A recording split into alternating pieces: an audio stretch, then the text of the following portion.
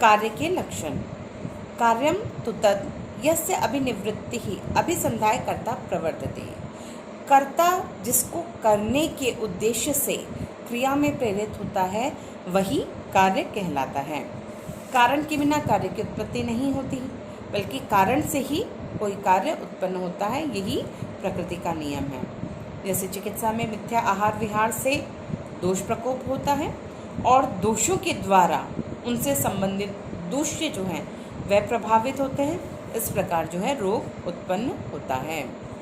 अब कार्य कारणवाद के दो सिद्धांत कहे गए हैं। सत्कार्यवाद, सत का मतलब जिसकी सत्ता हो, जो विद्यमान हो। सत्कार्यवाद का मतलब है कि कार्य का सत यानी निश्चित रूप से पूर्व में विद्यमान रहना। किसके अंदर? कारण के अंदर।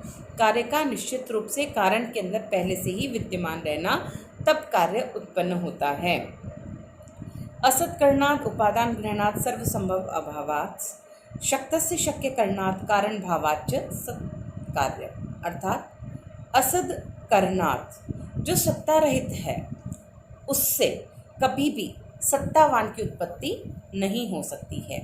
इसलिए कहा गया है कि कार्य निश्चित रूप से कारण के अंदर छिपा हुआ ही रहता है और समय आने पर उसका प्रकटीकरण हो जाता है। उपादान ग्रहणात्, जिस कार्य को करने जा रहे हैं उसके लिए जो सबसे आवश्यक वस्तु है उसी का ग्रहण करना चाहिए, वही कारण रहना चाहिए। जैसे कि दही को प्राप्त करने के लिए, जमाने के लिए दूध का ही ग्रहण किया जाता है, तेल का ग्रहण या बीज का ग्रहण या जल का ग्रहण नहीं कर सकते हैं। इस प्रकार आवश्यक वस्तु से ही कार्य का उत्पादन हो सकता है। सर्वसंभव अभावात्, सभी से सब कुछ उत्पन्न हो जाए इसका अभाव होता है, ऐसा नहीं होता, अन्यथा सभी कार्य किसी न किसी कारण से हो ही जाते। शक्तस्य शक्य करणात्, शक्त अर्थात शक्तिमान जो कारण है वह शक्य वस्तु का या शक्य कार्य का उत्पादन अवश्य रूप से कर देता है। कारण भावात्, कारण ही परिस्थितियों के अनुसार बदल जाते हैं, परिवर्तन को प्राप्त होते हैं और कार्य रूप में परिणत हो जाते हैं। यह सत्कार्यवाद कहता है। इसका खंडन करता है असत्कार्यवाद।